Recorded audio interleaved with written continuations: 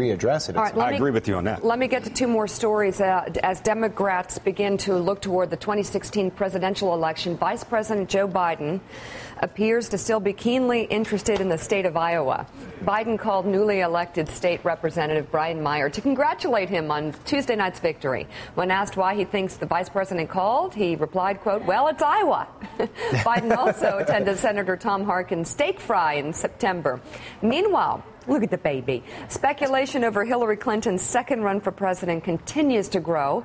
But at an event in Buffalo, Clinton faced an issue that could resurface should she decide to enter the race. Take a look. Buffalo's a good model for the rest of the country because we can't move from crisis to crisis. We have to be willing to come together as citizens to focus on the kind of future we want, which doesn't include yelling. It includes sitting down and talking with one another. It's hard to hear, but according to local reporters who were there, a heckler interrupted Clinton, shouting, "Benghazi, Benghazi, you let them die."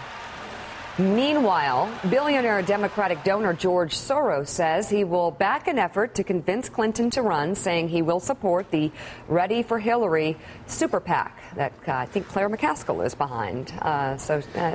Support is she's going to run, right, Harold? I think it's hard to imagine her not. And if she does not run, I think that would be a great surprise. I'd be very surprised if she did. Come on now. And that was a time, think about time-honored traditions, that the secretary will have to expect a little of that in the coming weeks and coming months. Clinton, but she's so seasoned and so professional. Awesome at handling hecklers. Oh, my God. It's only in some ways going to have the reverse effect than the heckler wants. All right, a story we talked about first here yesterday about the Maryland Attorney General, Doug Gansler. Just a month into his campaign for governor, he's apologizing for not stopping underage drinking at a party where he was spotted. Apparently he was going there to get his kid. He wasn't at the party himself. The Baltimore Sun published this photo of Gansler at a June beach house party that included teenagers and alcohol.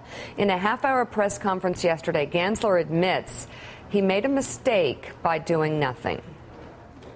This was a dance party with loud music, and there may have been some college students or others drinking beer. I just don't know. What I could have done was to investigate whether there was drinking going on and then take an action on that. And for that, I probably should have done that. Do I understand that at Beach Week, where there's hundreds and hundreds of children that or teenagers, what have you, that some kids will drink and some won't? That happens. What I understand now, there certainly was some drinking, I guess, going on, because if you look at the picture, they're not right where I was, but there are some kids, one or two kids holding red cups, and generally, there could be Kool-Aid in the red cups, but there's probably beer in the red cups. That wasn't, I didn't go over and stick my nose in and see, and maybe I should have, and that's all I can tell you about that. I got no Doug Gansler. I can't imagine that he would have intentionally not. I mean, I'm sure a lot of things racing through his head. I don't have kids. I look forward to raising kids, but I got to tell you, I do, and they're teenagers. I feel sorry for the guy.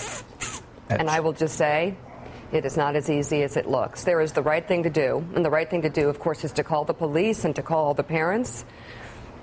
Well, I've been in that position. But you've never been the senior. It's not worked for me. Never been the senior law enforcement officer of the state of Maryland, Unfortunately, or a gubernatorial candidate. Poor guy, but he's also a parent. No, I know. But the instincts he's showing and how he's handled this since the revelations are not good. Not a good sign for him to be a good candidate or a good governor. And in the two clips that we just saw back-to-back, the Hillary clips and then these clips of Gansler, you just saw the difference between a real kind of pro at politics and someone who maybe needs a little bit more work. Yeah, well, yeah. I think I would have just said, you know what, I'm a parent. And if any of you have teens, I'm sure you can imagine the situation I was in, because none of it's black and white. I will tell you that sometimes it's impossible. And it's not the kids. But anyhow. The party was chaperoned. Two older men can be seen in the corner of the photo. Gansler said he showed up at the house to briefly talk to his son. The house's lease was not under Gansler's name, but he helped pay for the rent. The incident creates problems for the Attorney General, who has been tough on underage drinking during his tenure in Maryland. Coming up on Morning Joe, the moderator of Meet the Press, David Gregory, and NBC News political director Chuck Todd will talk to the Republican candidate in the race for New York City Mayor Joe Lhota. And later, tennis superstar Venus Williams will be here on the set. Plus, the FDA looks to rein in the abuse of prescription pills. Dr. Nancy Snyderman reports on ways to combat the deadly trend. Up next, the White House takes the blame for what it calls a miscommunication with Senator Dick Durbin after the Illinois Democrat said a Republican congressman insulted the president to his face. Mike Allen has the update to the story in the Political Playbook. But first, Bill Cairns, we insult him to his face all the time. Bill. It would be if I listened. That would be the difference. You know you love it. I rewatch it when I go home. It's just really enjoyable.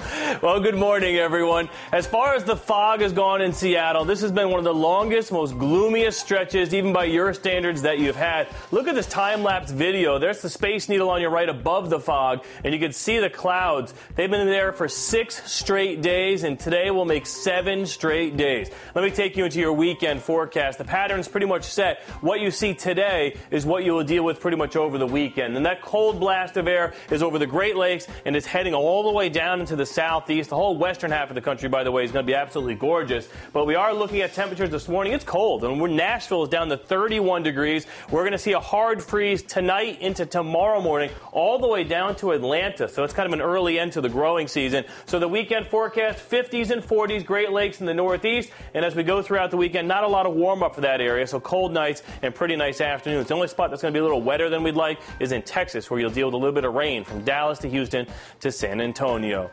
New York City, it's a cold morning. This afternoon, high around 52. Same forecast all weekend. You're watching Morning Joe.